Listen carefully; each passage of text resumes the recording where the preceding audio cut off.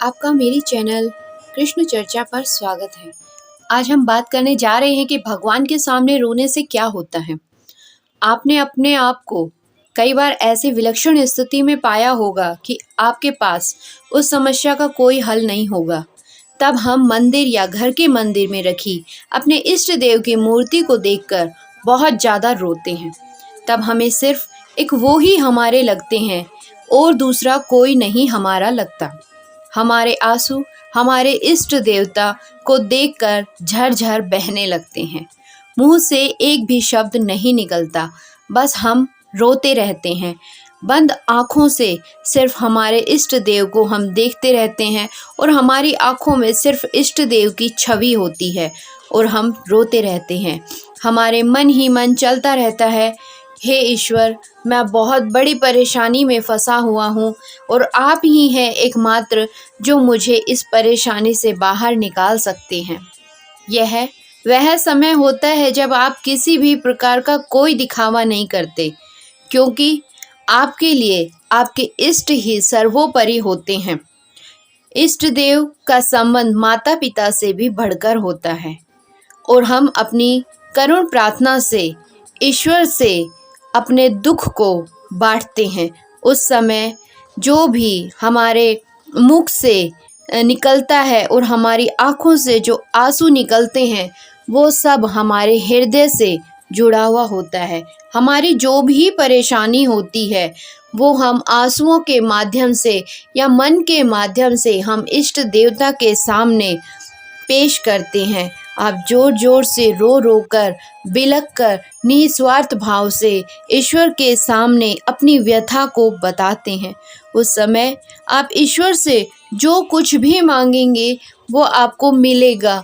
उसका कारण यह है कि ईश्वर जो भक्ति चाहते हैं वो निस्वार्थ भक्ति चाहते हैं। वो उस भक्ति में किसी भी तरह का स्वार्थ नहीं चाहते। और जब हमारी आंखों से आंसू निकलते हैं, झरझर आंसू निकलते हैं, तो हम हमारे इष्ट से पूरी तरह से जुड़ जाते हैं और हमारी भक्ति निस्वार्थ हो जाती है। यह वह समय होता है जब आपको आपके इष्ट की कृपा प्राप्त होती है, चाहे फिर वो कोई भी देवता हो, चाहे भगवान शिव हो, चाहे भगवान कृष्ण हो, चाहे हनुमान जी हो, चाहे माता हो या कोई भी देवता हो, वो आपकी सुनेंगे ही सुनेंगे, क्योंकि जो आपकी जो प्रार्थना है वो बिल्कुल निस्वार्थपूर्ण है। तो ईश्वर आपकी भक्ति को सुनकर, आपके निस्वार्थ भाव को देखकर आपके सम्मुख ऐसा महसूस करवाते हैं कि वो आपके साथ ही खड़े हैं।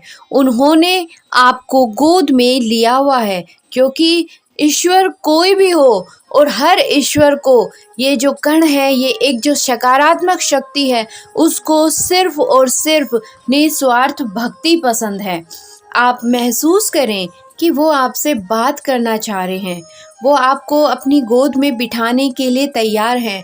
वो आपको कह रहे हैं कि तू मेरी उंगली पकड़कर चल, मैं तेरे साथ हमेशा हूँ, तू मत रो, मैं तेरे साथ हमेशा हूँ। वो आपको परेशान ना होने के लिए कह रहे हैं। उस समय आपके हृदय में जो नकारात्मक ऊर्जा है वो निकल जाती है और आपका हृदय सकारात्मक ऊर्जा से भर जाता है और आपके दिमाग में और आपके दिल में सकारात्मक ऊर्जा की तरंगे हिलोरे मारने लगती हैं और आपको जीवन में एक नई राह, एक नया रास्ता मिलता है।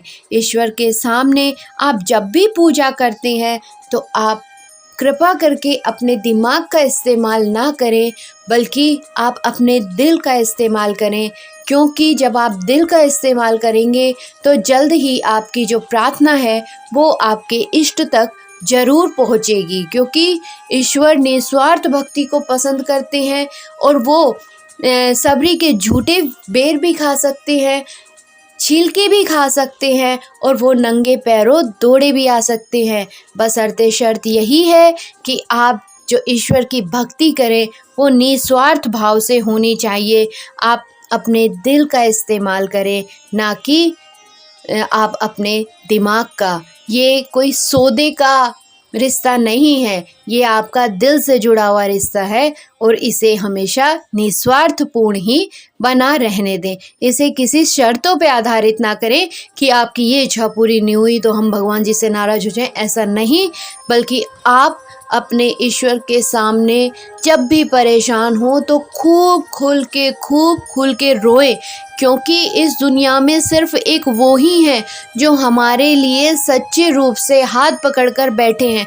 अगर इस दुनिया में हमारा खुद का अपना भी कोई हमारा काम निकाल देता है, कोई काम कर देता है, तो वो भी गिना देता है, चाहे वो अपना कितना भी अजीज क्यों ना हो। लेकिन एक ईश्वर जो हमारे साथ हैं, उन्होंने हमारे को प्रकृति में इतना कुछ दिया हुआ है, लेकिन वो कभी भी अपने एहसान नहीं गिनाते। इसलिए उस परम पिता परमात्मा की जब भी शरण में जाएं तो आप निस्वार्थ जाएं। दोस्तों, आपको शायद मेरी ये जानकारी अच्छी लगी होगी, और अगर आपको मेरी ये जानकारी अच्छी लगी तो आप प्लीज़ मेरे चैनल को लाइक, शेयर, सब्सक्राइब अवश्य करें। जय श्री कृष्ण।